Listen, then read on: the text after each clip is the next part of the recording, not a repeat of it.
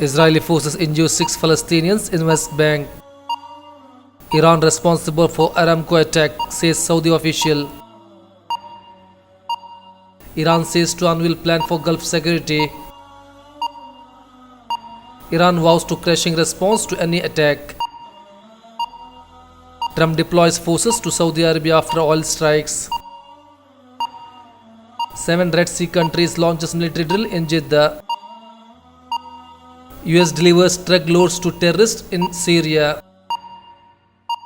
Erdogan in New York to attend UN General Assembly. Somalia, Al-Shabaab attack kills at least 5 troops. Car rams into mosque in eastern France. UK announces €87 million fresh fund for Rohingya. Detained Rohingya couple killed in crossfire.